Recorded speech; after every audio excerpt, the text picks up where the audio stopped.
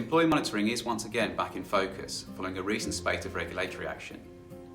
Whilst monitoring can bring many benefits for businesses, it is a sensitive topic and concerns will only heighten as AI increases its hold on workplace practices and methods of monitoring become increasingly advanced. The UK's data protection regulator, the ICO, conducted a survey recently which found that 70% of the public would find it intrusive to be monitored by their employer. In response to these concerns, the ICO issued guidance on employee monitoring, which aims to build trust in the workplace. Now, the bottom line is that employers are permitted to monitor, and it is a valuable tool for businesses. However, the more intrusive the monitoring, or the more granular data collected about employees, the more prepared an organisation should be to justify it or consider less intrusive measures. COVID-19 forced remote working in many instances.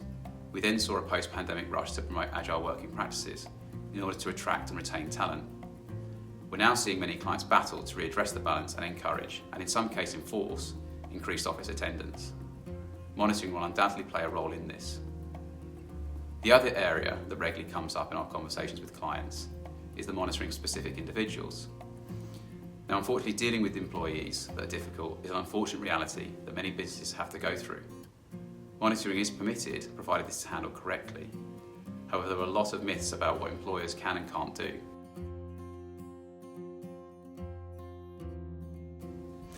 Can I look through an employee's emails?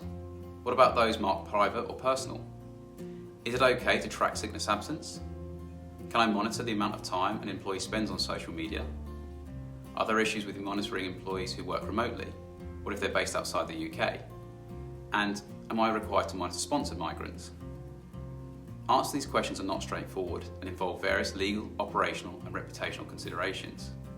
It is therefore important that employers are well prepared and have a clear strategy in place to deal with often time-critical requests. I suppose the takeaway here is that organisations should regularly review their monitoring practices and carry out the necessary data protection impact assessments to assess the proportionality and security of their systems. Appropriate employment policies and carefully crafted contractual clauses could also prove pivotal.